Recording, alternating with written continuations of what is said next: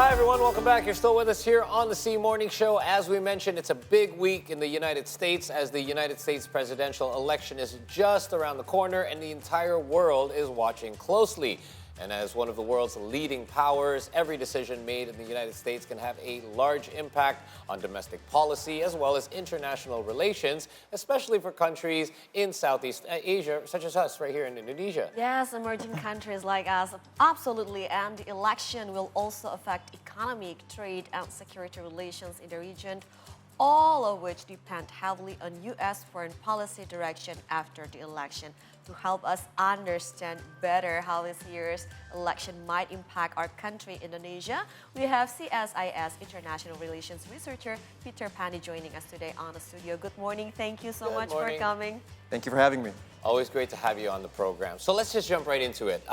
There's been a lot of surveys that we've been seeing, but recent surveys show that Republicans are currently in the lead, although very slight, while Democrats are only strong in their own home states or their blue states. So how does this actually reflect the current U.S. foreign policy, do you think? Right, so I think with how foreign policy has affected the votes, with a lot of usually Democratic blue voters, it shows their dissatisfaction with how the U.S. has handled various crises, especially in the Middle East. Okay. But I think checking the numbers in the polls nationally, Kamala Harris has a slight lead over Trump, which is traditionally the case because blue states such as California, New York, and others are densely populated and thus have more electoral votes, whereas red states, let's say like Wyoming or Montana, are smaller in population and thus have smaller electoral votes. So I think it makes sense that the Republicans are leading in the number of states that they carry, right, but the Democrats are leading in states that are densely populated. So Okay. that shows the numbers. So it's still giving us kind of a gray picture here. Yeah, Getting a clear it remains picture to be as of seen. yet. Okay. So very neck to neck. And now, in your opinion, do Middle Eastern issues like play a significant role in the U.S. Domestic policies, particularly concerning the Muslim American population? Absolutely. I think over the past year, we've seen a lot of protests, a lot of public shows of expression across U.S. campuses and U.S. cities, showing that they're very dissatisfied with how the Biden administration has approached the Middle East crises. I think some polls from like Muslim American societies have shown that the Muslim American vote has actually gone more towards Jill Stein, the third candidate, with Kamala trailing on number 2 and Trump 3. So I think that shows that voters are dissatisfied with Kamala, but still prefer her over Trump. Right. But are more inclined to vote for Jill Stein. Okay, in fact, not happy with either candidates Yeah. in some of these cases as well. Now, we've seen both candidates, along with their vice presidential candidates, hot on the campaign trail in the last couple of weeks alone. How are both candidates managing their strategic issues in regards to these foreign policies? Well, on the agenda is a lot of similar policy agendas. China is obviously a big one in Asia, the Ukraine war is one in Europe, and the Middle East is another. But also there are plenty of other foreign policy issues that they tackle, such as the economy, inflation, border control, immigration. And these are things where, with foreign policy in regards to regions far from the U.S., I think that's where the divergence is. Okay. But in closer to home, I think there's a lot of convergence as to how to deal with these issues. Okay. So, in your opinion, like the contest between Harris and Trump goes beyond political rivalry. We know it showcases two contrasting visions that could drastically change foreign policy. What do you see as the biggest political changes in both sides? I think, with relevance to Asia, obviously, I think the biggest effect would probably be on how it impacts the U.S.'s regional allies and its network of partnerships in the Indo-Pacific and Asia more broadly. The Biden administration, which I think would be continued by Kamala Harris, has strengthened its ties with partners such as Australia, South Korea, Japan, the Philippines, and a little bit on Taiwan, whereas I think Trump's commitment to these partnerships would be questionable. I think while these partnerships have been institutionalized formally, and these partners have also institutionalized and strengthened their ties bilaterally as well and become hubs as well in the traditional hubs and spokes model. But I think Trump, given his unpredictable nature, he puts the eye on foreign policy in that regard. He can put a little less attention on that and focus more on America first foreign policy, Okay. as was the case with his first term. That's true. Can we see his first term and use that as any sort of, benchmark or potential, basically give us a potential picture of how it could play out for him if he is elected for a second term as well? Yeah, that's what a lot of analysts have been doing. Luckily, we have 4 years of Trump to sort of project what the next 4 years have been like. In the first term, he put a lot of emphasis on burden sharing across partners. So wanting partners in Europe especially to foot the bill as part of their defense spending so that they wouldn't free ride on the U.S.'s security guarantees. Right, okay. With Trump's campaigns, we've seen a lot of countries, regional partners of the U.S., such as Japan and others, have bumped up their defense spending in anticipation of Trump's return. So I think those effects are already taking place. And how about Kamala? I mean, we've seen her in office, number 2 to Biden. What does that show us in regards to what could be her time in office look like if she were to come out on top in this election? Yeah, I think what a lot of analysts are saying about Kamala is that, foreign policy has never been her strong suit. Right. It's never been a strong feature of her portfolio. She came up in the domestic political scene of California. She had a lot of experience in the judicial and the legal system.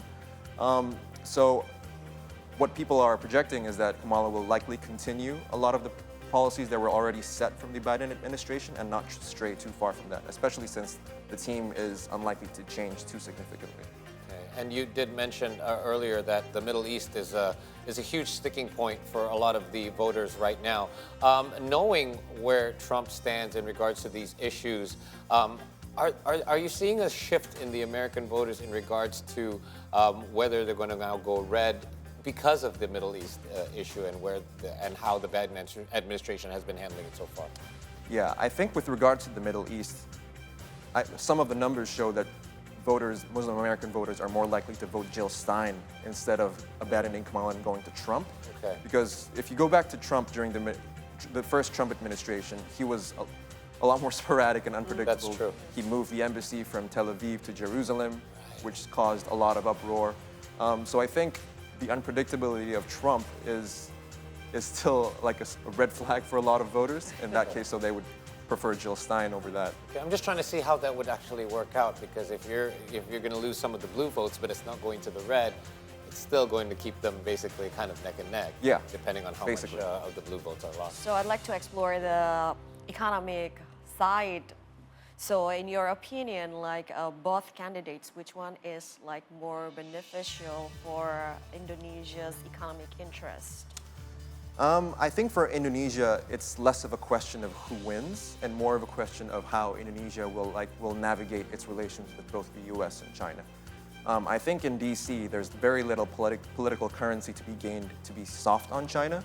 So in their economic policy, I think de-risking from China will feature heavily regardless of who wins, but the messaging will be different.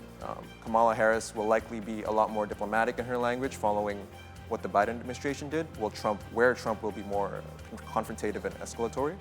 But broadly speaking, policies such as securing supply chains, onshoring manufacturing, reducing imports from China, increasing tariffs, I think that will feature heavily regardless of who wins. And for Indonesia, I think with China as our biggest trading partner and the U.S. as our most significant security partner, the question is much less on who wins, but how we navigate our interests and the relationship between the two. Especially since we're into our new days of a new administration, early days. So China factors play part in it. So if you see both candidates, how they different in their policies against China, because our trade relations and economic relations are heavily correlated with China more than to the U.S., as you mentioned.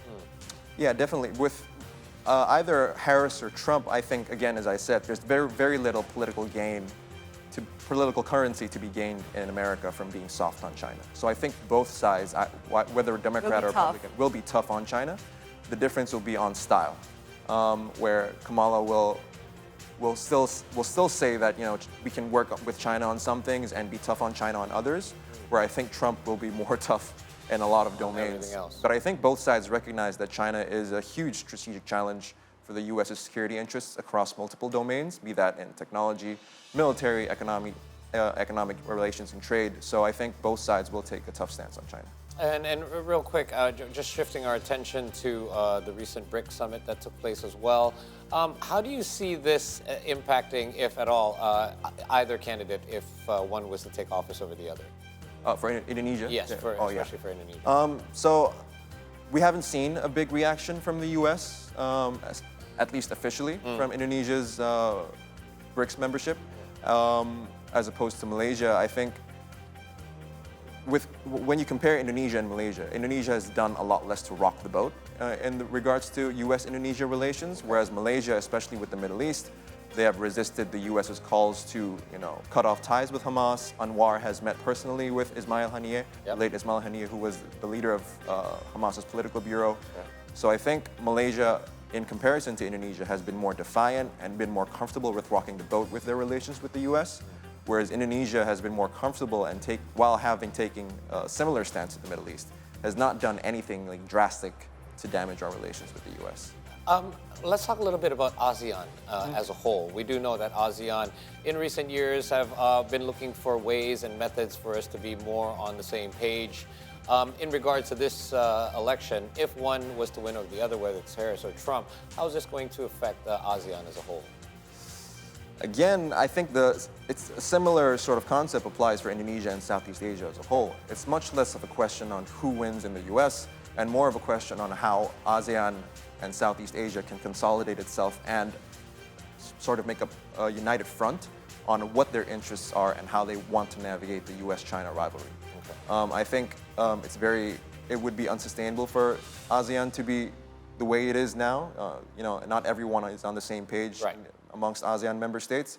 So I think consolidating internally and proposing a united front on what Southeast Asia's interests are as a whole in regards to the U.S.-China rivalry is the bigger question as opposed to who wins the election. So regarding the South China Sea, do you see like the two candidates different on this matter, or it will be just status quo? I think status quo, barring on the fact that Trump can be a little bit unpredictable and confrontative in his language. But again, as I said before, both candidates will be tough on China. They recognize the challenge that China presents both for security and economics and trade. So both will take a harsh stance toward China, I believe. So this trade war will likely continue regardless of who comes. I think so. When Trump led, it was very volatile for the financial markets because we have sporadic, random opinion he mentioned through his social media account, right? So, how will it impact the financial markets? Because what happened in the U.S., for example, the way they manage their inflation rate and then other issues will affect globally as well because of the power of the Fed. Right. So I think I think the global trend is more towards free trade. It's less towards free trade and more towards protectionist policies.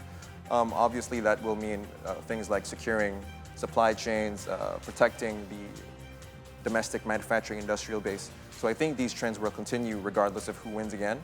But with Trump, again, with his unpredictability and his statements on social media, how that impacts the markets with shocks and stuff like that, it remains to be seen, honestly, because it just depends on how he wants to approach it language-wise. Well, we would definitely are going to have our eye very closely on the elections. They'll be hitting the polls, as we mentioned, November the 5th, 6 a.m. to 9 p.m.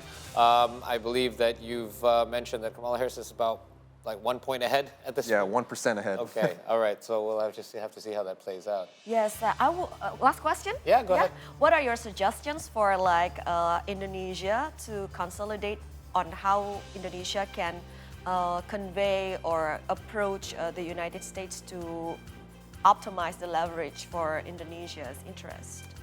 I think for Indonesia, the main priority for its foreign policy should be clearly defining what its interests are, regardless of who wins the election, regardless of what happens. Indonesia, I think, in foreign policy-wise, is very good at identifying what we don't want. Okay. So we say a lot that we don't want to choose sides, we don't want to do this, we don't want to do that. But I think what's rarely done is identifying what we want in our foreign policy. Okay. So I think clearly identifying that and messaging that to our partners, both the U.S. and China and others, would be more beneficial to Indonesia as opposed to finding this, trying to navigate between this without a clear ideological goal. Okay. I've heard many analysts say that this particular administration is likely, we're going to see more of that from this new administration Hopefully, yeah. as well. Peter, thank you so much for your time. Thank you. And joining us, and I'm sure that we will be chatting with you following the election in regards to the results that we'll Absolutely. be seeing very soon. All right, that was CSI's international relations researcher Pieter Pandie discussing the upcoming U.S. elections and its impact on us here in Indonesia. We're now going to take another short break as we head into the final hour of our show. Before we do so, a quick reminder to follow us on our social media platforms. You can find us on Instagram, X, and YouTube at CToday News. We'll be right back with more after this.